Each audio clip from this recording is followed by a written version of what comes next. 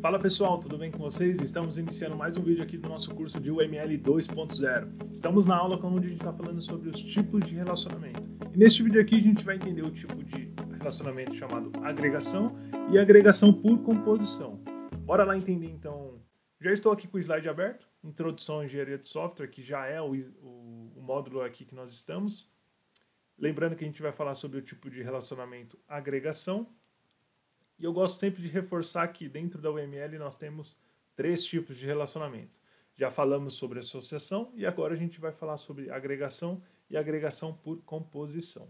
Bom, entender primeiro o conceito de agregação, ou de agregação simples, como a gente costuma chamar, é que quando faz uma junção de objetos que formam um objeto todo. Na UML chamamos de relação todo/parte.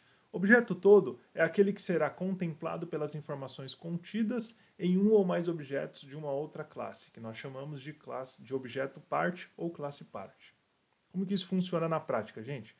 Temos aqui um exemplo de uma representação gráfica de uma agregação, onde no centro nós temos uma classe chamada luminária e em volta nós temos outras classes que nós chamamos de fios, calha, lâmpada, reator, energia. Perceba que a luminária ela está associada a essas classes. E entre uma classe e outra, no caso entre luminária e fios, nós temos uma linha contínua e temos um losango indicando um relacionamento, é um losango oco, né, que a gente fala que ele não está preenchido, ele não está pintado. Isso indica que esse tipo de relacionamento é o relacionamento de agregação. Então, fios ele continua sendo um fio se a gente desagregar da luminária. E a luminária também continua sendo uma luminária se a gente desagregar. O mesmo acontece com a calha, com as lâmpadas, com o reator e com a energia. É como se esses objetos eles tivessem uma vida própria. Só que eles conseguem se agregar a um outro objeto, onde eles conseguem formar uma outra coisa, que no caso é uma luminária. E também, no caso aqui, nós temos aqui um outro objeto, uma outra classe, que ela possui um relacionamento chamado de associação, que é o que nós vimos na aula anterior. E perceba que, neste caso aqui, nós temos a energia, que está associada à luminária, e a energia ela tem um relacionamento ela está associada, neste caso aqui, ao consumo. Então, quando a gente usa energia, a gente automaticamente gera um consumo. Então, por isso que ele é um relacionamento mais fraco, mais simples. Então, esse aqui é um tipo de relacionamento de agregação simples, onde os objetos continuam existindo se você desmembrar eles do objeto todo. Que no caso a luminária, como eu falei, se a gente retira os fios, o fio continua sendo um fio. Bom, como que a gente entende agora o conceito de agregação por composição? Então, o conceito de agregação por composição é um tipo de relacionamento mais forte. E temos que garantir que o objeto agregador, o objeto todo, não vai existir se houver o relacionamento com o objeto parte. E garantimos que seja um relacionamento único. Então o que isso quer dizer? Temos aqui um exemplo de agregação por composição, onde nós temos aqui uma classe ilustrando uma classe tênis e possuímos várias outras classes associadas. Então nós temos aqui uma classe chamada pé, uma classe chamada meia, sola, palmilha, corpo do tênis, no caso, cardaço e língua. Perceba que nós temos aqui um relacionamento um relacionamento por associação, que é de tênis e pé, linha contínua, lembrando. E nós temos aqui alguns relacionamentos que nós já vimos de agregação simples.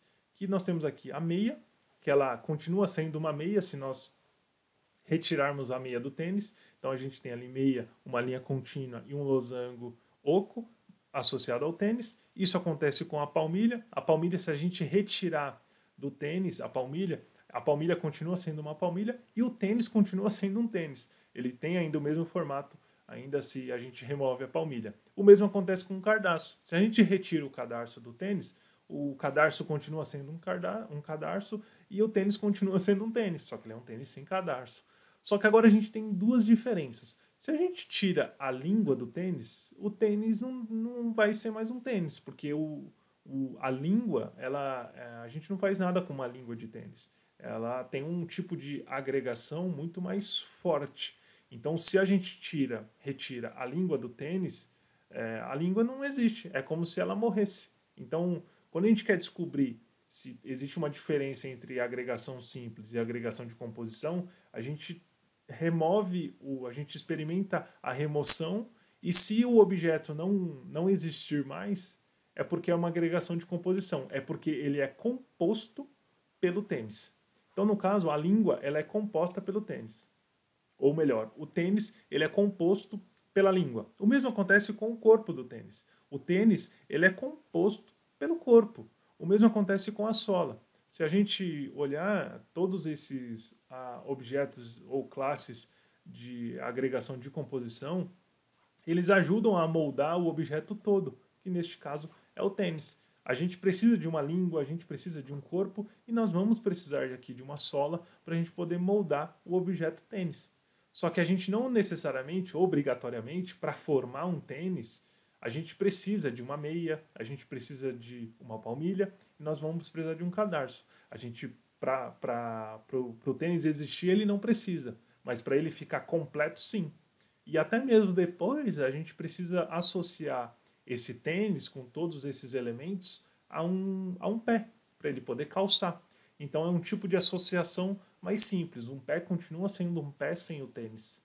Então ele é um relacionamento um pouco mais simples. Esse aqui é um exemplo muito simples, assim, bem da vida real, para a gente conseguir desmistificar esse conceito de agregação simples, a agregação de composição e até mesmo associação.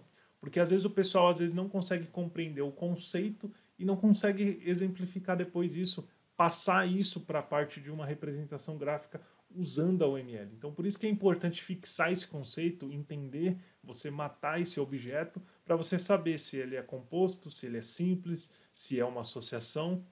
Então, eu espero que esses exemplos que nós falamos aqui sobre os tipos de relacionamentos, eles tenham sanado essas dúvidas e ajudado você a entender um pouquinho mais sobre esses tipos de relacionamento e conseguir identificar quais são esses tipos.